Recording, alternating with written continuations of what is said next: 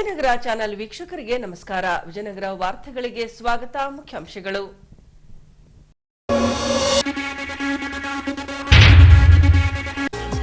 ಜಿಲ್ಲಾ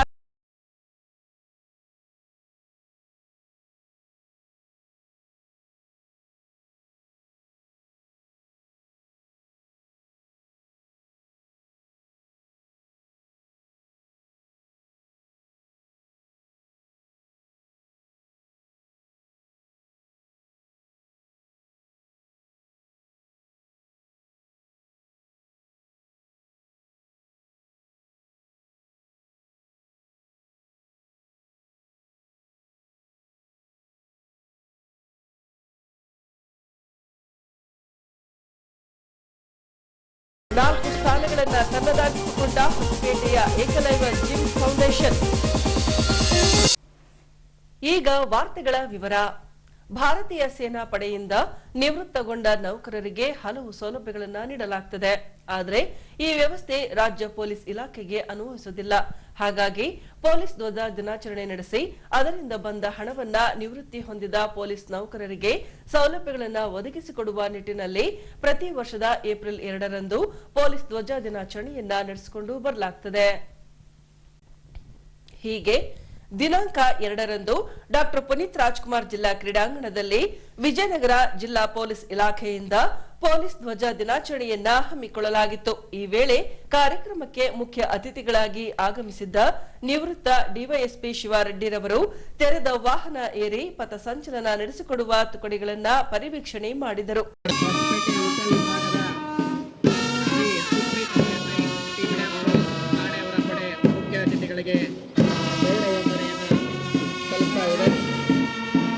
ಹಾಗೆ ಜಿಲ್ಲಾ ಪೊಲೀಸ್ ಪಡೆ ಶ್ರೀ ವಿರೂಪಾಕ್ಷಪ್ಪ PSI ಗುಡೇಕೋಟೆ ಪೊಲೀಸ್ ಠಾಣೆಯವರ ಪಡೆ ಮುಖ್ಯ ಅತಿಥಿಗಳಿಗೆ ತಮ್ಮ ಗೌರವ ವಂದನೆಯನ್ನು ಸಲ್ಲಿಸ್ತಾ ಇದೆ. PSI ಇಟಗಿ ಪೊಲೀಸ್ ಠಾಣೆ ಇವರ ಪಡೆ ಮುಖ್ಯ ಅತಿಥಿಗಳಿಗೆ ತಮ್ಮ ಸಾರಥಿ ಕೊಟ್ರೇಶ್ ಅವರು ಮುಖ್ಯ ಅತಿಥಿಗಳನ್ನು ವೇದಿಕೆಯತ್ತ ಕರೆತರ್ತಾ ಇದ್ದಾರೆ. ಹಾಗೆ ಧ್ವಜ ಪ್ರಥಮದಲ್ಲಿ ನಿಧಾನಗತಿಯ ನಡಿಗೆ ಮೂಲಕ ಮುಖ್ಯ ಅತಿಥಿಗಳಿಗೆ ಗೌರವ ಸಲ್ಲಿಸಲಾಯಿತು.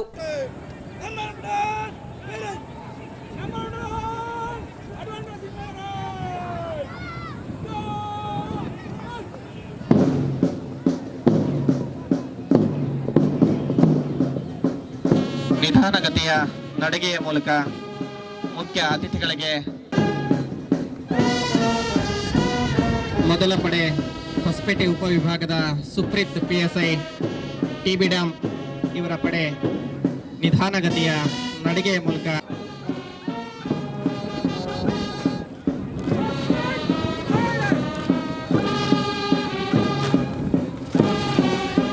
ಎರಡನೇ ಪಡೆಯಲ್ಲಿ ಕೂಡ್ಲಿಗಿ ಉಪವಿಭಾಗದ ಶ್ರೀ ನಾರಾಯಣ್ PSI ತಮ್ರಳ್ಳಿ ಪೊಲೀಸ್ ಠಾಣೆಯವರ ಪಡೆ ನಿಧಾನಗತಿಯ ನಡಿಗೆ ಮೂಲಕ ಮುಖ್ಯ ಅತಿಥಿಗಳಿಗೆ ಗೌರವ ವಂದನೆಯನ್ನ ಸಲ್ಲಿಸಲಿಕ್ಕೆ ಕರೆ ತರ್ತಾ ಇದ್ದಾರೆ.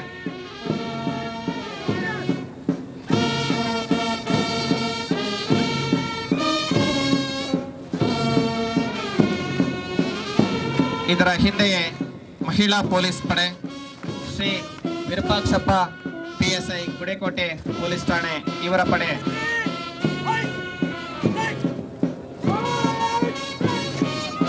ಮುಖ್ಯ ಅತಿಥಿಗಳಿಗೆ ಗೌರವ ವಂದನೆಯನ್ನ ಸಲ್ಲಿಸಲಿಕ್ಕೆ ಕರೆ ತರ್ತಾ ಇದ್ದಾರೆ.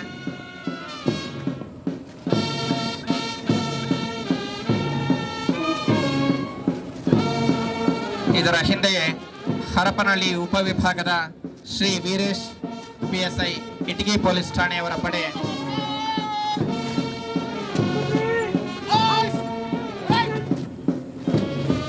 ಮುಖ್ಯ ಅತಿಥಿಗಳಿಗೆ ಅತ್ಯಂತ ಶಿಸ್ತುಬದ್ಧವಾಗಿ ಗೌರವ ವಂದನೆಯನ್ನ ಸಲ್ಲಿಸಿ ಮುಂದೆ ಸಾಗ್ತಾ ಇದೆ.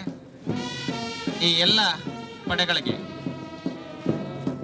ಮುಖ್ಯ ಅತಿಥಿಗಳು ಬಳಿಕ ತಿರಂಗ ಧ್ವಜದ ಜೊತೆಗೆ ಪೊಲೀಸ್ ಧ್ವಜ ವಂದನೆ ನಡೆಸಿಕೊಡಲಾಯಿತು.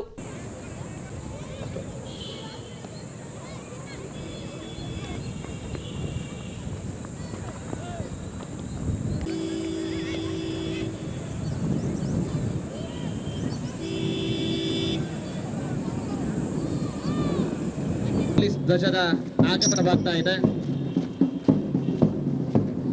ಶ್ರೀ ಶಶಿಧರ್ ಅವರು ಪಡೆಗಳ ನೇತೃತ್ವವನ್ನು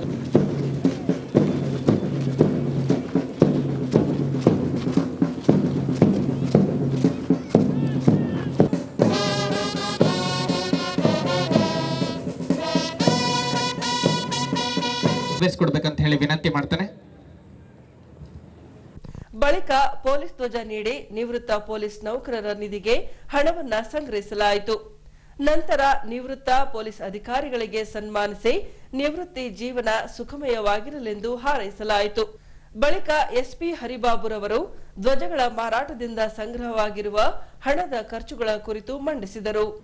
2022ನೇ ಸಾಲಿನಲ್ಲಿ ಪೊಲೀಸ್ ಧ್ವಜಗಳನ್ನು ಮಾರಾಟ ಮಾಡಿ ಈ ಘಟಕದಲ್ಲಿ ಸಂಗ್ರಹವಾದ ಒಟ್ಟು ಹಣ 8,11,200 ರುಗಳು. ನಿವೃತ್ತ ಪೊಲೀಸ್ ಅಧಿಕಾರಿಗಳು ಕಲ್ಯಾಣ ನಿಧಿಗೆ ಶೇಕಡ 50ರಷ್ಟು ಮೊತ್ತ ರು 4,05,600 ರುಗಳನ್ನು ಜಮಾ ಮಾಡಲಾಗಿರುತ್ತದೆ. ಪೊಲೀಸ್ ಪ್ರಧಾನ ಕಚೇರಿ ಕಲ್ಯಾಣ ಕೇಂದ್ರ ನಿಧಿಯಿಂದ ಒಟ್ಟು ಶೇಕಡ 50ರಷ್ಟು ಮೊತ್ತದ 4,05,600 ರುಗಳನ್ನು ಡಿಡಿ ಮುಖಾಂತರ ಕಳಿಸಲಾಗಿರುತ್ತದೆ. ನಿವೃತ್ತಿ ಪೊಲೀಸ್ ಅಧಿಕಾರಿಗಳು ಮತ್ತು ಸಿಬ್ಬಂದಿಗಳ ವೈದ್ಯಕೀಯ ವೆಚ್ಚದ ಧನ ಸಹಾಯಕ್ಕಾಗಿ 33,491 ರುಗಳನ್ನು ಸಂಬಂಧಪಟ್ಟ ನಿವೃತ್ತ ಪೊಲೀಸ್ ಕ್ಷೇಮ ನಿಧಿಯನ್ನು ಸಿಬ್ಬಂದಿಗಳಿಗೆ ಮಂಜೂರಾತಿ ನೀಡಿ ಪಾವತಿಸಲಾಗಿರುತ್ತದೆ. ನಿವೃತ್ತ ಪೊಲೀಸ್ ಅಧಿಕಾರಿಗಳ ಕ್ಷೇಮ ನಿಧಿಯಲ್ಲಿ ಯಾವುದೇ ನಿಶ್ಚಿತ ಠೇವಣಿ ಇರುವುದಿಲ್ಲ.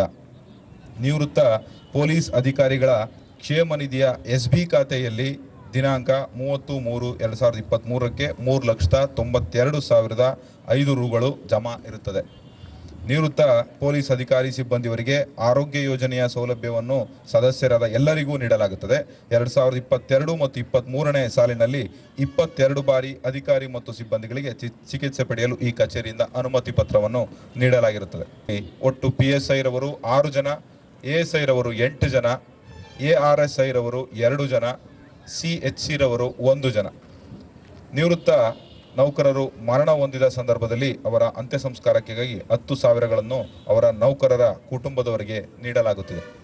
ನಿವೃತ್ತ ಡಿವೈಎಸ್ಪಿ ಶಿವಾರೆಡ್ಡಿ ರವರು ಮಾತನಾಡಿ, ಪ್ರಾಮಾಣಿಕವಾಗಿ ಕರ್ತವ್ಯ ನಿರ್ವಹಿಸುವ ಮೂಲಕ ಉನ್ನತ ಶ್ರೇಣಿ ಹುದ್ದೆಗಾರರಾಗಬೇಕು. ಸಮಾಜದಲ್ಲಿ ಕಾನೂನು ಸುವ್ಯವಸ್ಥೆ ಕಾಪಾಡುವ ನಿಟ್ಟಿನಲ್ಲಿ ಕರ್ತವ್ಯ ನಿರತ ಪೊಲೀಸ್ ನೌಕರರು ತಾಳ್ಮೆಯಿಂದ ಇರಬೇಕೆಂದು ಕರೆ ನೀಡುತ್ತಾ ನಿವೃತ್ತ ಅಧಿಕಾರಿಗಳಿಗೆ ಸ್ವಂತ ಕಟ್ಟಡ ನಿರ್ಮಿಸಿಕೊಡುವ ವ್ಯವಸ್ಥೆ ಮಾಡಿಕೊಡುವಂತೆ ಜಿಲ್ಲಾ ಪೊಲೀಸ್ ವರಿಷ್ಠಾಧಿಕಾರಿಗಳಲ್ಲಿ ಕೋರಿಕೊಂಡರು. ಅಷ್ಟು ಪ್ರಗತಿ ಎಲ್ಲಿ ಸಾಗ್ತಾ ಇದೆ ತನಿಖೆಯಲ್ಲಿ ಮತ್ತು ಪತ್ತೆಯಲ್ಲಿ. ಅದೇ ರೀತಿ ಸೌಲಭ್ಯಗಳು ಕೂಡ ಜಾಸ್ತಿ ಆಗ್ತಾ ಇದ್ದಾವೆ. ಈ ಸೌಲಭ್ಯಗಳು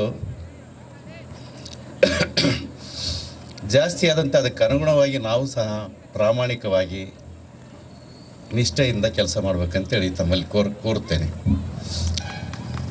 ಈಗ ನಿಮಗೆ ಗೊತ್ತಾಗಿರಬೇಕು, ನಾನು ಸಹ ನಿಮ್ಮಂಗೆ ಇಲ್ಲಿ ಕಾನ್ಸ್ಟೇಬಲ್ ರ್ಯಾಂಕ್ನಲ್ಲಿ ನಿಂತು ಕೊನೆಯಲ್ಲಿ DSP ಆಗಿ ರಿಟೈರ್ಡ್ ಆದೆ. ಅದೇ ರೀತಿ ನಿಮ್ಮಲ್ಲಿ ಎಷ್ಟೋ ಸಿಬ್ಬಂದಿ ವರ್ಗದವರು ಇವತ್ತು PSI ಟ್ರೈನಿಂಗ್ ಮಾಡಿದ್ದಾರೆ, ನಿಮ್ಮ ಜೊತೆನೂ ಇದ್ದಾರೆ ಎಲ್ಲಿ ಇವೆ ಕೆಲವರು. ಅದನ್ನು ನೀವು ಅಂದರೆ ಕಷ್ಟಪಟ್ಟವರಿಗೆ ಮತ್ತು ಆನೆಸ್ಟಾಗಿದ್ದವರಿಗೆ ಇಲಾಖೆ ಸೌಲಭ್ಯವನ್ನು ಒದಗಿಸ್ತದೆ ಅಂತ ನನ್ನ ಒಂದು ಭಾವನೆ. ನಾವು ಕರ್ತವ್ಯದ ಮೇಲಿರುವ ಕಾಲಕ್ಕೆ ಭಾಳಷ್ಟು ತಾಳ್ಮೆಯಿಂದ ಇರಬೇಕು. ಇನ್ನು ನಮ್ಮ ತಾಳ್ಮೆನ ಸಾರ್ವಜನಿಕರು ಪರೀಕ್ಷಿಸ್ತಿರ್ತಾರೆ. ಯಾಕಂದರೆ ನಾವು ಸರ್ಕಾರದ ಪರವಾಗಿ ಕೆಲಸ ಮಾಡ್ತಿರ್ತೀವಿ. ನಮ್ಮಿಂದ ಯಾವುದೇ ಒಂದು ತಪ್ಪಾಗಬಾರ್ದು ಅಂತ ನನ್ನೊಂದು ಭಾವನೆ. ನಾವು ಸರ್ಕಾರ ಅಂದರೆ ನಮ್ಮ ಇಲಾಖೆ ಅಂದರೆ ನಾವು ಎಲ್ಲ ಸಾಮಾನ್ಯವಾಗಿ ಬಡತನದಿಂದ ಬಂದವರು ಇರ್ತೀವಿ. ಇಲಾಖೆಗೆ ನಿಯತ್ತಾಗಿ ದುಡಿದ್ರೆ ಅದು ನಮಗೆ ಒಂದು ಒಳ್ಳೆಯ ಅನುಕೂಲ ಮಾಡಿಕೊಡ್ತದೆ ಮತ್ತು ನಾವು ಮೇಲೆ ಬರ್ತೀವಿ ಅಂತ ನನ್ನೊಂದು ಭಾವನೆ. ನಮ್ಮ ಮುಖ್ಯ ಕರ್ತವ್ಯ ಸಾರ್ವಜನಿಕ ಸಮಾಜದಲ್ಲಿ ಶಾಂತತೆಯನ್ನು ಕಾಪಾಡೋದಾಗಿರ್ತದೆ. ಒಳ್ಳೆ ರೀತಿಯಿಂದ ಒಳ್ಳೆ ಕೆಲಸ ಮಾಡಿ ಶಾಂತತೆಯನ್ನು ಕಾಪಾಡಿ ಸಾರ್ವಜನಿಕರ ಮೆಚ್ಚುಗೆಯನ್ನು ಸದಾ ಪಡಿತಿರ್ಬೇಕಂತ ನನ್ನ ಆಸೆ. ಎಷ್ಟು ನಾವು ಶಾಂತತೆ, ತಾಳ್ಮೆ ಮತ್ತು ಸಾರ್ವಜನಿಕರಲ್ಲಿ ಬೆರೀತೀವಿ ಅಷ್ಟು ನಮಗೆ ಸೌಲಭ್ಯ. ಅಂದರೆ ಅವ್ರಲಿಂದ ಎಲ್ಲೇ ಹೋದರೂ ಬಂದರೂ ನಮಗೆ ಗುರ್ತಿಸ್ತಾರೆ, ನಮ್ಮನ್ನು ಕರೀತಾರೆ. ನಾವು ಯಾವುದೇ ಊರಲ್ಲಿ ಕೆಲಸ ಮಾಡಿದರೂ ನಮ್ಮನ್ನು ಗುರ್ತಿಟ್ಕೊಂಡಿರ್ತಾರೆ. ಅಲ್ಲಿ ಒಳ್ಳೆ ಗೌರವ ಇಟ್ಕೊಂಡು ಅವರೊಂದಿಗೆ ಉತ್ತಮ ಸಂಬಂಧ ಇಟ್ಕೊಂಡ್ರೆ ಒಳ್ಳೆ ಚೆನ್ನಾಗಿರ್ತೀವಿ ಅಂತ ನನ್ನೊಂದು ಭಾವನೆ. ನಿವೃತ್ತ ಅಧಿಕಾರಿಗಳಿಗೆ ಅಂತ ಯಾವುದೇ ಒಂದು ಸ್ವಂತ ಕಟ್ಟಡ, ಒಂದು ಸ್ವಂತ ಯಾವುದೇ ಒಂದು ಪೀಠೋಪಕರಣಗಳಾಗಲಿ ಒಂದು ಬೇರೆಯ ವ್ಯವಸ್ಥೆ ಇಲ್ಲ ಸರ್.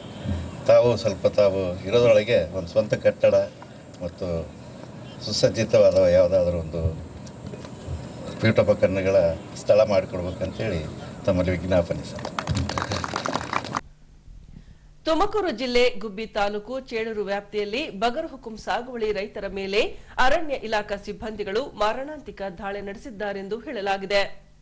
ಈ ಅಂಶವನ್ನ ತೀವ್ರವಾಗಿ ಖಂಡಿಸಿರುವ ಕರ್ನಾಟಕ ಪ್ರಾಂತ ರೈತ ಸಂಘ ಹೊಸಪೇಟೆ ತಾಲೂಕು ಸಮಿತಿಯು ಹಲ್ಲೆ ಮಾಡಿದವರನ್ನ ಸೇವೆಯಿಂದ ವಜಾ ಮಾಡಬೇಕೆಂದು ಮುಖ್ಯಮಂತ್ರಿಗಳಿಗೆ ಆಗ್ರಹಿಸಿದೆ. ಈ ಅಂಶಕ್ಕೆ ಸಂಬಂಧಿಸಿದಂತೆ ತಹಸೀಲ್ದಾರ್ ಕಚೇರಿಗೆ ಆಗಮಿಸಿದ ಕರ್ನಾಟಕ ಪ್ರಾಂತ ರೈತ ಸಂಘವು ಇಲ್ಲಿನ ಅಧಿಕಾರಿಗಳ ದ್ವಾರ ಮುಖ್ಯಮಂತ್ರಿಗಳಿಗೆ ಮನವಿ ರವಾನಿಸಿ ಬಗರ್ ಹುಕುಂ ಸಾಗುವಳಿ ರೈತರ ಮೇಲೆ ಮಾರಣಾಂತಿಕ ದಾಳಿ ಮಾಡಿದ ಅರಣ್ಯ ಸಿಬ್ಬಂದಿಗಳನ್ನ ಸೇವೆಯಿಂದ ವಜಾಗೊಳಿಸಬೇಕೆಂದು ಆಗ್ರಹಿಸಿದ್ದಾರೆ. ಇವತ್ತು ಕರ್ನಾಟಕ ರಾಜ್ಯದಂತ ಕರ್ನಾಟಕ ಪ್ರಾಂತ ರೈತ ಸಂಘ ತುಮಕೂರು ಜಿಲ್ಲೆಯಲ್ಲಿ ಗುಬ್ಬಿ ತಾಲೂಕಲ್ಲೇನೋ ಒಂದು ಹಳ್ಳಿಯಲ್ಲಿ ನಡೆದಿರುವಂಥ ಘಟನೆ ಖಂಡಿಸಿ ಇವತ್ತು ರಾಜ್ಯಾದ್ಯಂತ ಹೋರಾಟ ಕರೆ ಕೊಟ್ಟಿದೆ. ಆ ಕರೆ ಹಿನ್ನೆಲೆ ನಾವು ಇಲ್ಲಿ ಹೊಸಪೇಟೆಯಲ್ಲಿ ಕಾರ್ಯಕ್ರಮ ನಡೆಸ್ತಾ ಇದ್ವಿ. ಮುಖ್ಯವಾಗಿ ಇವತ್ತು ಎಲ್ಲ ಅಧಿಕಾರಿಗಳು ಏನು ಹೇಳ್ತಾರೆ ಅಂದರೆ ಚುನಾವಣಾ ನೀತಿ ಸಮಿತಿ ಇದೆ, ಹಂಗಾಗಿ ಯಾರು ಏನು ಮಾಡಬಾರ್ದು ಅಂತ. ಅಂದರೆ ಚುನಾವಣಾ ನೀತಿ ಸಮಿತಿ ಇದ್ದಾಗೇ ಈ ನಮ್ಮ ಬಡ ರೈತರ ಮೇಲೆ ಸಾಗುವಳಿ ಮಾಡುವಂಥ ರೈತರ ಮೇಲೆ ದಾಳಿ ಮಾಡುವಂಥ ಸಂದರ್ಭದಾಗ ಅವ್ರಿಗೆ ಚುನಾವಣಾ ನೀತಿ ಸಮಿತಿ ಅವ್ರಿಗೆ ಕಾಣಲಿಲ್ಲೇನೋ ಅನ್ನುವಂಥದ್ದು ಒಂದು ಪ್ರಶ್ನೆ. ಈಗ ಏನಾದರೂ ಹೋರಾಟ ಅನ್ಯಾಯ ಆಗಿದೆ ಅಂತ ಹೋರಾಟ ಮಾಡಿದ್ರೆ ಮಾಡಬಾರ್ದು ಹೋರಾಟ ಅಂತ ಹೇಳ್ತಾರೆ. ಆದರೆ ಚುನಾವಣಾ ನೀತಿ ಸಮಿತಿ ಇದ್ದಾಗ ನಮ್ಮ ಬಡ ರೈತರ ಮೇಲೆ ದಾಳಿ ಮಾಡಿದರೆ ನಾವು ಏನು ಮಾಡೋದು ಅನ್ನುವಂಥದ್ದು ಒಂದು ಪ್ರಶ್ನೆ ಆಗಿ ಉಳಿದಿದೆ. ಹಂಗಾಗಿ ಚುನಾವಣಾ ನೀತಿ ಸಮಿತಿ ಇದ್ದಲ್ಲಿ ಏನಾದರೆ ಕಷ್ಟ ಕಾರ್ಪಣ್ಯಗಳು ಹೇಳ್ಕೊಳಕ್ಕೆ ಅವಕಾಶ ಇದೆ ಮತ್ತು ಯಾರ ಮೇಲೆ ದಾಳಿ ಆದರೆ ಅದನ್ನು ಖಂಡನೆ ಮಾಡೋಕ್ಕೂ ಇವತ್ತು ಹಕ್ಕಿದೆ. ಅದು ಇಂಥ ಸಂದರ್ಭದಾಗ ಹೊಸ ನಿಯಮಗಳು ರೂಪಿಸಬಾರ್ದು ಅಂತ ಹೇಳ್ತಾರೆ. ಇವತ್ತು ನೋಡ್ರಿ ಏನಾಗಿದೆ, ನಮ್ಮ ತಾಲೂಕಾ ಕಚೇರಿಯಲ್ಲಿ ನಮ್ಮ ರೈತವಾರ ಪಟ್ಟಗಳು ವರ್ಷಾನುಗಂಟೆ ಚಪ್ಪಲ್ ಅರಿವರೆಗೂ ಕೂಡ ಅಡ್ಡಾಡ್ತಾ ಇದ್ದಾರೆ. ಆಯ್ತು ಈಗ ಕೊಡ್ತೀವಿ ನಾಳೆ ಕೊಡ್ತೀವಿ ಅನ್ಕೊಂತ ಬಂದಿದ್ದಾರೆ. ಈಗಾಗಲೇ ಚುನಾವಣಾ ನೀತಿ ಸಮಿತಿ ಇದೆ, ಈಗ ಏನು ಮಾಡೋದಿಲ್ಲ ಅಂತ ಹೇಳ್ತಾರೆ. ಆದರೆ ಅದಕ್ಕೂ ಮಾತ್ರ ಚುನಾವಣಾ ನೀತಿ ಸಮಿತಿ ಈಗಾಗಲೇ ನಗರಸಭೆಯಲ್ಲಿ ಕಳೆದ ವರ್ಷ 3% ತೆರಿಗೆ ಹೆಚ್ಚಳ ಮಾಡಿದರು, ಮತ್ತು ನಿನ್ನೆ ಆರ್ಡ್ರ್ ಮಾಡ್ಯಾರ. ಈಗ ಮತ್ತು ಈ ವರ್ಷವೂ ಕೂಡ 3% ತೆರಿಗೆ ಹೆಚ್ಚಳ ಮಾಡ್ತೀವಿ ಅಂತ ಅಂದರೆ ಮತ್ತು ಚುನಾವಣಾ ನೀತಿ ಸಮಿತಿ ಯಾರಿಗಿದೆ ಅನ್ನುವಂಥದ್ದು ಒಂದು ಪ್ರಶ್ನೆ. ನಾವು ಇಲ್ಲಿ ಬೆಳಿಗ್ಗೆ ರೈತರದೊಂದು ಹೋರಾಟ ಐತೆ ಅಂದರೆ ಇಲ್ಲ ಪರ್ಮಿಷನ್ ತಗೋಬೇಕು ಅಂದರು. ಮತ್ತು ಎಲ್ಲದಕ್ಕೂ ಪರ್ಮಿಷನ್ ತಗೋಬೇಕಾದ್ರೆ ಈಗ ತೆರಿಗೆ ಹೆಚ್ಚಳ ಮಾಡೋಕೆ ಮತ್ತು ಯಾಕೆ ಪರ್ಮಿಷನ್ ಇಲ್ಲ ಅಂದರೆ ಅವ್ರು ಏನು ಮಾಡಿದ್ರು ಕರೆಕ್ಟ್ ಇರ್ತದೆ. ಅನ್ಯಾಯ ಆಗುತ್ತೆ ಅಂತೇಳಿ ಯಾರಾದರೂ ಹೋರಾಟ ಮಾಡಿದ್ರೆ ಮಾತ್ರ ನೀತಿ ಸಮಿತಿ ಅಡ್ಡಿ ಬರ್ತದೆ. ಹಂಗಾಗಿ ನಾನು ಅಧಿಕಾರಿಗಳಿಗೆ ಮನವಿ ಮಾಡ್ತಾ ಇದ್ದೀನಿ, ಚುನಾಯಿತ ಸದಸ್ಯರೇ ಬೇರೆ, ಅಧಿಕಾರಿಗಳು ಬೇರೆ. ಚುನಾಯಿತ ಸದಸ್ಯರು ಎಷ್ಟು ದಿನ ಇರ್ತಾರೋ ಗೊತ್ತಿಲ್ಲ, ಅಧಿಕಾರಿಗಳು ಮಾತ್ರ 32 ವರ್ಷ ಸರ್ವಿಸ್ ಮಾಡ್ತಕ್ಕಂಥವರು ಕಾನೂನುಬದ್ಧವಾಗಿ ಕೆಲಸ ಮಾಡಬೇಕು. ನೀವು ಕಾನೂನು ಮೀರಿ ಕೆಲಸ ಮಾಡಿದ್ರೆ ಮತ್ತು ಎಲ್ಲರಿಗೂ ಒಂದೇ ರೀತಿ ಅನ್ವಯ ಆಗತ್ತೆ. ಹಂಗಾಗಿ ನೀವು ಬೇರೆ ಅವರು ಬೇರೆ, ನೀವು ಕಾನೂನುಬದ್ಧವಾಗಿ ಕೆಲಸ ಮಾಡಿರಿ. ಈಗೇನು ನಮ್ಮ ಬೇಡಿಕೆಗಳಿದ್ದವು, ರೈತರ ಮೇಲೆ ಏನೋ ದಾಳಿ ಮಾಡಿದ್ದಾರೆ ಅವ್ರು ಎಲ್ಲರನ್ನೂ ಕೂಡ ಇವತ್ತು ವಜಾಗೊಳಿಸ್ಬೇಕಂತ ನಮ್ಮ ಬೇಡಿಕೆ ಇದೆ. ಆ ವಜಾಗೊಳಿಸಿಲ್ಲ ಅಂದರೆ ಈಗ ನೀತಿ ಸಮಿತಿ ಮುಗಿದ ನಂತರನೂ ಕೂಡ ಭಾಳ ದೊಡ್ಡ ರೀತಿ ನಾವು ಹೋರಾಟ ಮಾಡೋರೇ ಇದ್ದೀವಿ. ಅದೇ ರೀತಿ ಡೆಲ್ಲಿ ಚಲೋ ಇದೆ, ಡೆಲ್ಲಿ ಚಲೋದಲ್ಲಿ ಈ ಅಂಶವನ್ನು ನಾವಲ್ಲಿ ಎತ್ತಿ ಹಿಡಿತೀವಿ ಮತ್ತು ಎಂಥದೇ ಹೋರಾಟ ಮಾಡೋಕ್ಕೂ ಇನ್ನು ಜರದಿಲ್ಲ. ಹಂಗಾಗಿ ಅಧಿಕಾರಿಗಳು ಎಚ್ಚೆತ್ತುಕೊಂಡು ಅವ್ರ ಮೇಲೆ ಚರ್ಯೆ ತಗೋಬೇಕಂತೇಳಿ ನಾವು ಮನವಿ ಮಾಡ್ತಾ ಇದ್ದೀವಿ. ಇನ್ನು ಬಗರ್ ಹುಕುಂ ಸಾಗುವಳಿ ಭೂಮಿಯನ್ನ ಸಕ್ರಮಗೊಳಿಸಲು ಕೋರಿ ಅಲ್ಲಿನ ರೈತರು ಅರ್ಜಿ ಸಲ್ಲಿಸಿದ್ದಾರೆ. ಅರ್ಜಿಗಳ ಇತ್ಯರ್ಥ ಇನ್ನು ಬಾಕಿ ಇದೆ. ಆದಾಗ್ಯೂ ಕೂಡ ಅರಣ್ಯ ಅಧಿಕಾರಿಗಳು ಬಗರ್ ಹುಕುಂ ಸಾಗುವಳಿ ರೈತರ ಮೇಲೆ ದಾಳಿ ನಡೆಸುವುದು ಎಷ್ಟರ ಮಟ್ಟಿಗೆ ಸರಿ ಎಂದು ಪ್ರಶ್ನಿಸಿದ್ದಾರೆ. ಇನ್ನು ಎಲ್ಲಾ ಅರ್ಜಿಗಳು ಇತ್ಯರ್ಥ ಆಗುವವರೆಗೂ ರೈತರ ಸಾಗುವಳಿ ಸ್ವಾಧೀನಕ್ಕೆ ಅಡ್ಡಿ ಮಾಡದಂತೆ ರಕ್ಷಣೆ ನೀಡಬೇಕೆಂದು ಸಂಘದ ಸಂಚಾಲಕ ಯಲ್ಲಾಲಿಂಗರವರು ಮುಖ್ಯಮಂತ್ರಿಗಳಿಗೆ ಒತ್ತಾಯಿಸಿದ್ದಾರೆ. ಇವತ್ತು ಅವರ ಬದುಕನ್ನು ಕಿತ್ತುಕೊಳ್ಳಿಕ್ಕೆ ಇವತ್ತು ಅಧಿಕಾರಿಗಳನ್ನು ಬಿಡ್ತಕ್ಕಂಥ ನೀತಿಗಳನ್ನು ಇವತ್ತು ಖಂಡಿಸ್ತಾ ಇದ್ದೀವಿ. ಬಹಳ ಮುಖ್ಯವಾಗಿ ನಿನ್ನೆ ನಡೆದಂಥ ರೈತರು ಇವತ್ತೇನು ಸುಮಾರು 3 ತಲೆಮಾರುಗಳಿಂದ ತಾವು ಭೂಮಿಗಳಲ್ಲಿ ಸಾಗುವಳಿ ಮಾಡಿ ಇವತ್ತು ದೇಶಕ್ಕೆ ಆಹಾರ ಧಾನ್ಯಗಳು ಕೊಡ್ತಕ್ಕಂಥ ರೈತರ ಮೇಲೆ ಇವತ್ತು ಫಾರೆಸ್ಟ್ ಅಧಿಕಾರಿಗಳು ದಾಳಿ ಮಾಡಿ ಮನ ಬಂದಂತೆ ಥಳಿಸಿ ಅವ್ರನ್ನೆಲ್ಲ ಮಾರಣಾಂತಿಕ ಹಲ್ಲೆಗಳನ್ನು ಮಾಡ್ತಕ್ಕಂಥ ನಿಟ್ಟಲ್ಲಿ ನಿನ್ನ ಒಂದು ಕಾರ್ಯಯೋಜನೆಯನ್ನು ಮಾಡಿದ್ದಾರೆ. ಇದು ನಿಜವಾಗ್ಲೂ ಕೂಡ ಘೋರ ಒಂದು ಅಪರಾಧ ಅಂತಕ್ಕಂಥ ನಿಟ್ಟಲ್ಲಿ ಇವತ್ತು ನಾವು ಮುಖ್ಯಮಂತ್ರಿಗಳಿಗೆ ಮನವಿಯನ್ನು ಕೊಡಲಿಕ್ಕೆ ನಾವು ಬಂದಿದ್ದೀವಿ. ಮಾನ್ಯ ಸರ್ಕಾರಕ್ಕೆ ನಾವು ಹೇಳ್ತಾ ಇದ್ದೀವಿ, ಇವತ್ತು ಬಡವರು ಏನಾದರೂ ಇವತ್ತು ರೈತರೇನಾದರೂ ಉಳುಮೆ ಮಾಡಿದ್ರೆ ಮಾತ್ರ ಈ ದೇಶಕ್ಕೆ ಅನ್ನ, ಇವತ್ತು ಈ ನಾಗರಿಕ ಅನ್ನ ಸಿಗುತ್ತಕ್ಕಂಥ ಪರಿಸ್ಥಿತಿಯಲ್ಲಿ ಇವತ್ತು ಯಾರೆಲ್ಲ ಬಡ ರೈತರು ಫಾರಂ 50, 53, 57 ಮತ್ತು ಸರ್ಕಾರಿ ಜಮೀನುಗಳಲ್ಲಿ ಇವತ್ತೇನಾದರೂ ಉಳುಮೆ ಮಾಡ್ತಾ ಇದ್ದಾರೆ, ಸುಮಾರು 3 ತಲೆಮಾರುಗಳಿಂದ ಇವತ್ತು ಪಟ್ಟ ಕೊಡ್ರಿ ಅಂತಂದೇಳಿ ನಿರಂತರವಾಗಿ ಹೋರಾಟ ಮಾಡ್ತಾ ಇದ್ದಾರೆ. ಚುನಾವಣೆ ಇರೋದ್ರಿಂದ ಸಾಂಕೇತಿಕವಾದಂಥ ಹೋರಾಟವನ್ನು ಮಾಡ್ತಾ ಇದ್ದೀವಿ. ಏಪ್ರಿಲ್ 5ರಲ್ಲಿ ಲೋಕಸಭಾ ಮುಂದೆನೆ ಪಾರ್ಲಿಮೆಂಟ್ ಸಂಸತ್ ಚಳವಳಿ ಇದೆ. ಈ ಸಂಸತ್ ಚಲೋದಲ್ಲಿ ಕೂಡ ನಾವು ಈ ಹೋರಾಟವನ್ನು ಎತ್ಕೊಳ್ತಾ ಇದ್ದೀವಿ. ನಿನ್ನೆ ನಡೆದಂಥ ಘಟನೆಯ ದಾಳಿಯನ್ನು ಕೂಡ ನಾವು ಸಂಸತ್ ಪಾರ್ಲಿಮೆಂಟ್ ಚಲೋದಲ್ಲಿ ಕೂಡ ನಾವು ಖಂಡಿಸ್ತಕ್ಕಂಥ ಮಾತನ್ನು ಕೂಡ ಈ ಸಂದರ್ಭದಲ್ಲಿ ಹೇಳ್ತಾ ಇದ್ದೀವಿ. ನಿಟ್ಟಿನಲ್ಲಿ ಸರ್ಕಾರ ಇವತ್ತು ರೈತರು ಉಳಿಬೇಕಾಗಿದೆ ದೇಶದಲ್ಲಿ. ಇವತ್ತು ರಿಯಲ್ ಎಸ್ಟೇಟ್ಲಿಂದ ಯಾವುದು ಉದ್ಧಾರ ಆಗಲ್ಲ. ರೈತ ಇದ್ರೆ ಮಾತ್ರ ನಾವೆಲ್ಲರೂ ಕೂಡ ಅನ್ನ ನೀರು ಊಟ ಮಾಡಿ ಬದುಕಲಿಕ್ಕೆ ಸಾಧ್ಯ ಅಂತ ನಿಟ್ಟಿನಲ್ಲಿ ನನ್ನ ಮಾತುಗಳನ್ನು ಮುಗಿಸ್ತಾ ಇದ್ದೀನಿ.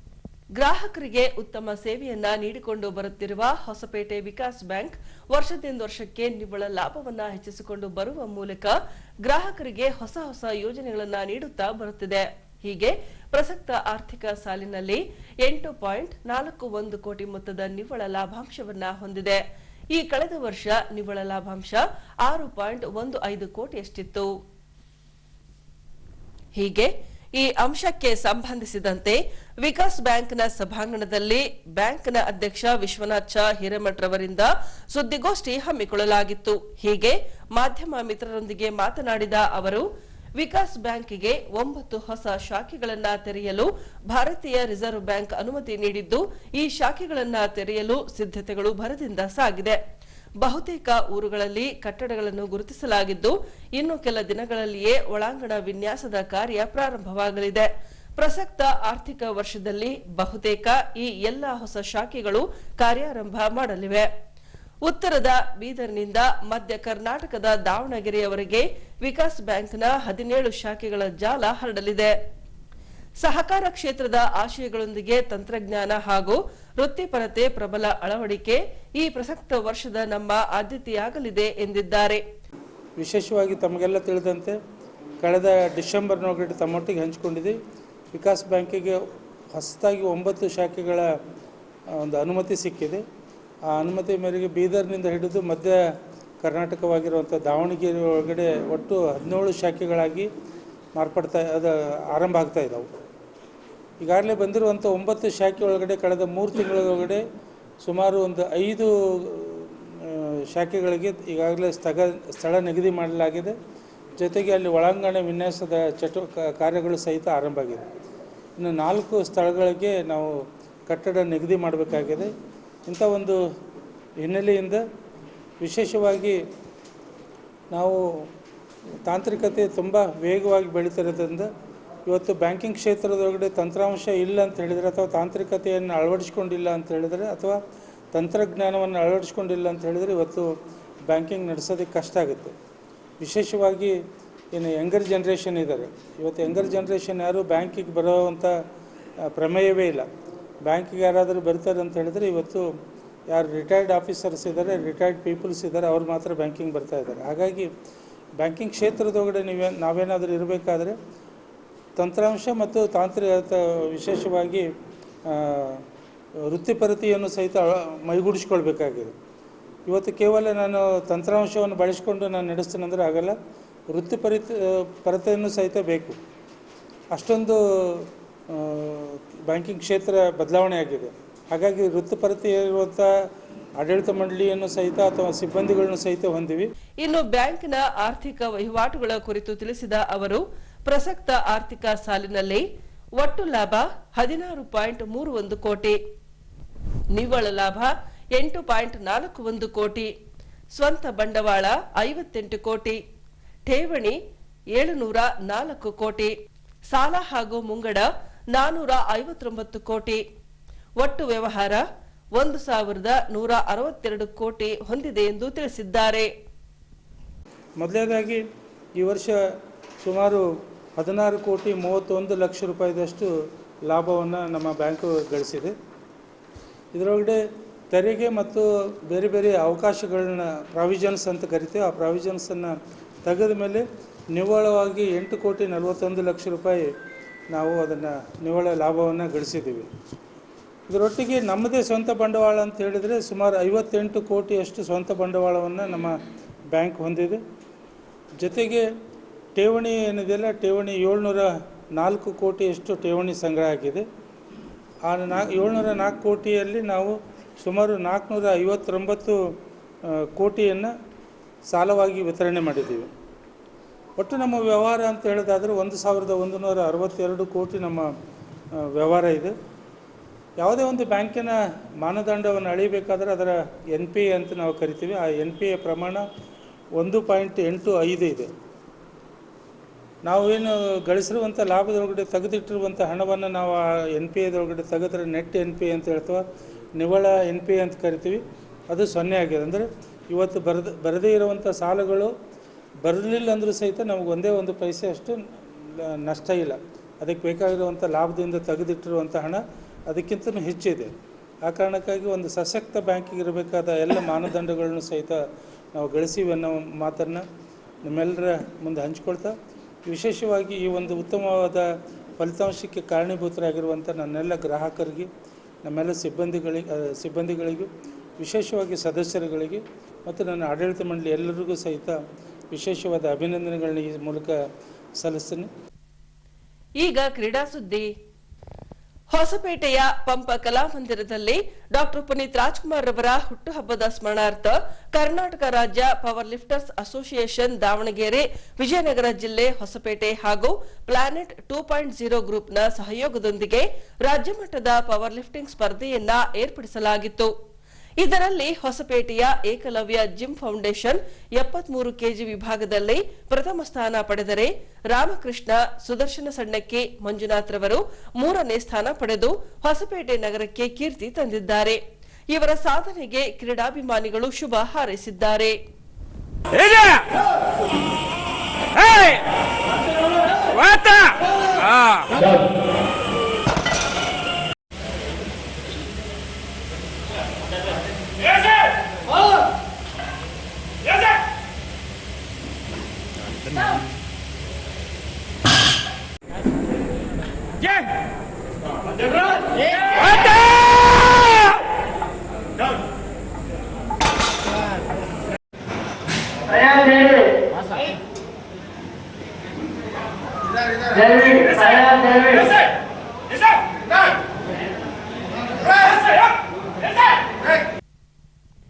ಈಗ ಪೊಲೀಸ್ ಪ್ರಕಟಣೆ. ಎಷ್ಟೇ ಹಳೆಯ ಬಂಗಾರವಿರ್ಲಿ, ಪಾಲಿಶ್ ಮಾಡಿದ ಮೇಲೆ ಹೊಸದೇ ರೀತಿಯಲ್ಲಿ ಕಾಣ್ತದೆ ತಾಯಿ, ನೋಡಿ.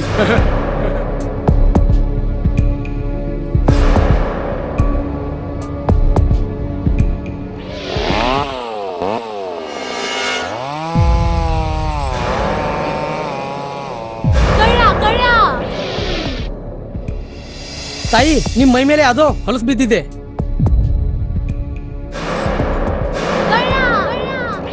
ಇಲ್ಲಿ ತಾಯಿ, ನಾನು ಪೊಲೀಸ್. ಅಲ್ಲಿ ಮುಂದೆ ದಾರಿಲಿ ದೊಡ್ಡ ಗಲಾಟೆ ಆಗಿದೆ, ಮತ್ ನೀವು ಇಷ್ಟೆಲ್ಲ ಒಡವೆ ಹಾಕೊಂಡು ತಿರುಗಾಡ್ತಾ ಇದ್ದೀರಾ. ಈ ಒಡವೆಗಳನ್ನ ಈ ವಸ್ತ್ರದಲ್ಲಿ ಕಟ್ಟಿ ಪರ್ಸ್ನಲ್ಲಿ ಇಡಿ. ಹಾಕಿ ಪರ್ಸ್ನಲ್ಲಿ ಇಡೋಣ. ಅಲ್ಲೇ ಮುಂದ್ಗಡೆ ಆಗಿದೆ. ಇದು ತಗೊಳ್ಳಿ ತಾಯಿ, ನಾನು ಬರ್ತೀನಿ. ಈ ಕಡೆಯಿಂದ ಹೋಗಿ.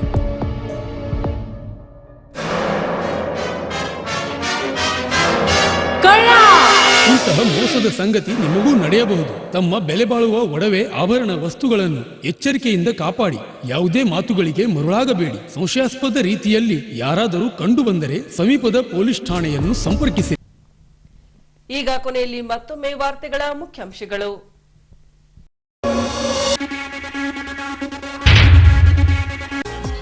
ಜಿಲ್ಲಾ ಕ್ರೀಡಾ